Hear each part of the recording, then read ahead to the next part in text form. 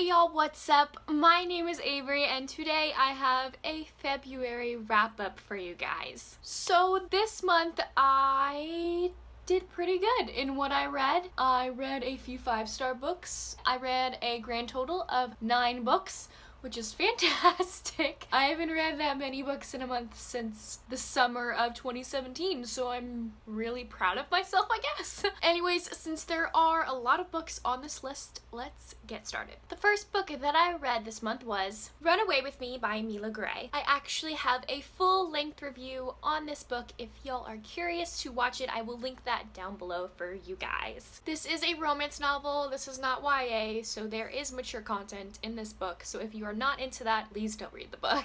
This book follows our two main characters, Emerson and Jake, and when they were kids, they were best friends for so long, but then one day, Jake and his family move out of the town, out of their house, and Emerson has no idea why, and she has not heard from him since they were 13 and 14 years old.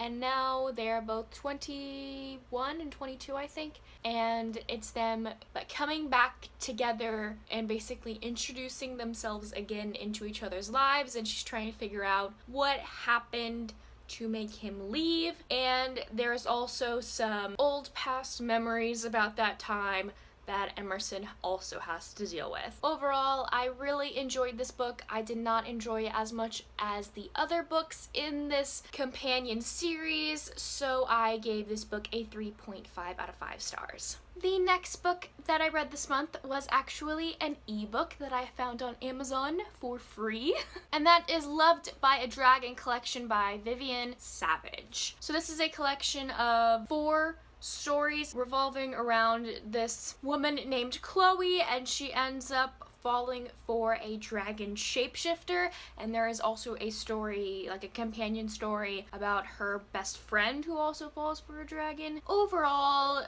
this book was a freebie, so I wasn't really expecting all that much for it. I read freebies when I am bored, either during class or waiting for class to start, so I just pull out a freebie Amazon book and see how that is. And at first I was totally hooked with it because I've never read a book about a dragon shapeshifter before, so I thought that was really cool. And there are certain instances in this story that I was just like rolling my eyes about, you know what I mean? It is a fantasy romance book, but it wasn't believable in some aspects considering the relationships, which had me dock a few stars. But yes, this book does have mature content since it is a adult fantasy romance read, so if you are not into mature content, please do not read this book. But overall, I thought this book was okay. It wasn't the best book that I read, so I gave it a 2.5 out of 5 stars. The next book that I read in February was Geek Arella by Ashley Poston. This is a YA contemporary retelling of Cinderella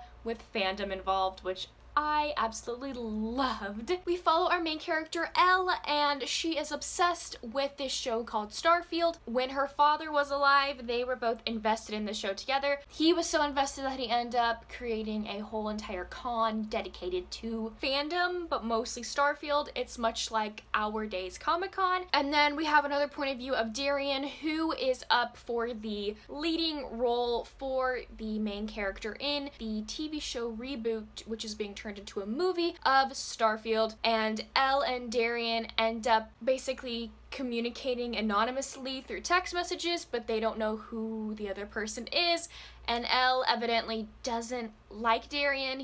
She thinks he's very superficial and isn't a very big Starfield fan, but it is actually the opposite. Darian is so invested in the story, so both of them end up revolving around each other's lives with this con coming up. So it is their story together, and it had me laughing and crying. It was so cute. I love retellings, especially Cinderella retellings, so this is one of my new favorites. I gave it a 5 out of 5 stars. The next book that I read in February is Withering Hope by Layla Hagen. This was a freebie on Amazon yet again. I included this book in my romance reads recommendations video, my more recent one, and someone actually commented saying that they checked on Amazon and it is not free anymore, unfortunately, so I'm sorry if you're trying to get this book as a freebie, but I believe it is at a very low price. Since it was a freebie, again, I was not having high expectations whatsoever. Most of the freebie books that I get are very mediocre in that sense, but that was not the case for this book. It surprised me. I really enjoyed it. It is about the story of Amy, and she is actually on a private plane that is her soon-to-be husband's, and she is there alone with the pilot of the plane named Tristan, and they end up crashing in the Amazon forest on the way to Amy's wedding. And it is their story trying to survive in this area, as well as Amy comes to the realization of what love truly is and what it actually means to love someone and who she could possibly be in love with. This was a very touching read for me. By the end, I was almost in tears, which is weird for me for ebooks. I don't normally read ebooks that get me choked up. This does have mature content, again, so if you're not into that, don't read this book. It is a romance adult novel. But I really, really enjoyed this book and gave it a 4 out of 5 stars. The next book that I read this month was A Fire and Stars by Audrey Coulthurst. Coulthurst. Hopefully I'm saying her name right.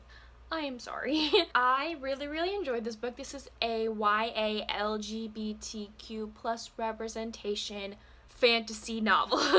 There's a lot to think about how to categorize this book. But I really, really enjoyed it. I know there are some mixed feelings about it. I personally don't know how people feel about the representation for gay characters in this book, but I thought it was authentic. I personally am not gay, but I thought they did a good job. Let me know down below if you think otherwise. But this is a fantasy novel, so we have our main character Dina, let's go with Dina.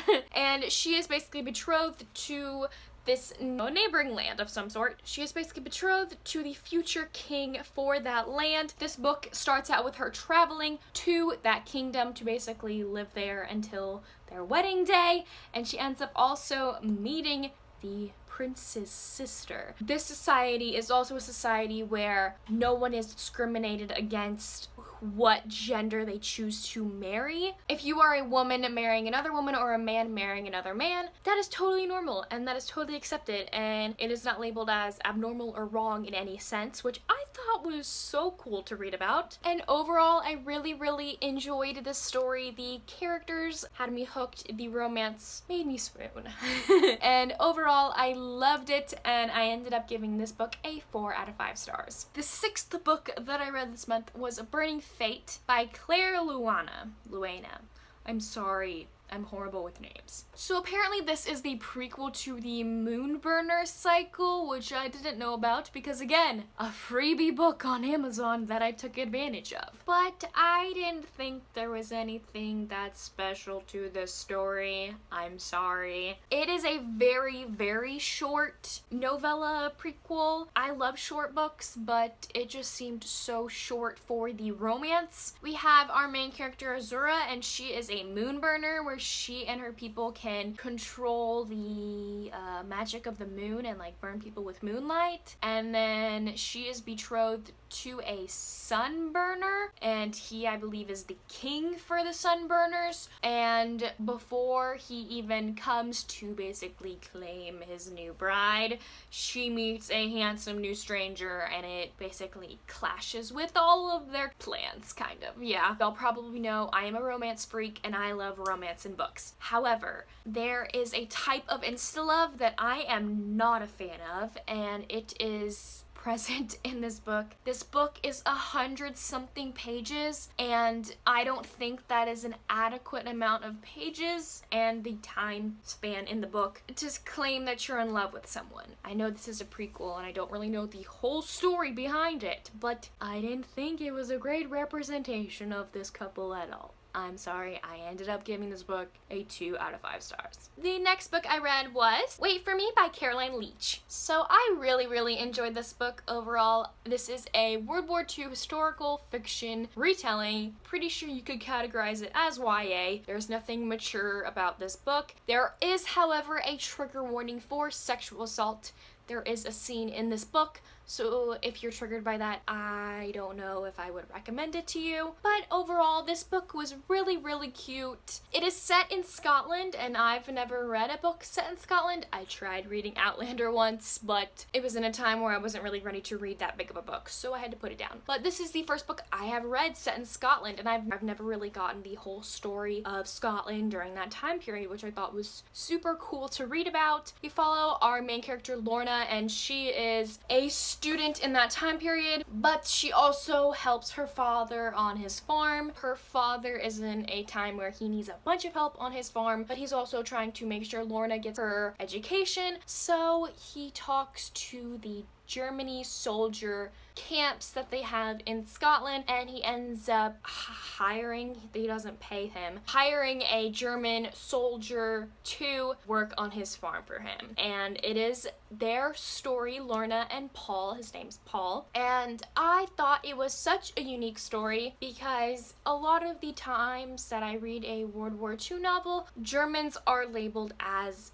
very big antagonists, whereas in this story, Lorna comes to the realization that not all Germans are bad and not all Germans are Nazis, and it was very, very informative and enlightening for me, and I really loved it. The romance was super cute, and I was like tearing up at the end because I thought it was so cute, and I gave this book a 3.5 out of 5 stars. The next book that I read this month or listened to this month on Audible is Meet Cute. Some People Are Destined to Meet by an anthology of authors, and some of them include Jennifer L. Armentrout, Nicola Yoon, and Meredith Russo, and Meredith Russo is the author who wrote my favorite story in this collection, which has transgender representation, which was so good. I thought it was awesome. This is a collection of short stories written by so many authors that are listed on the book cover, and every story is a meet cute, a situation where a couple meets for the first time, and I thought it was super, super cute. I did not give it a full 5-star rating because it is a book where I would have loved to see the couples like become couples, you know what I mean?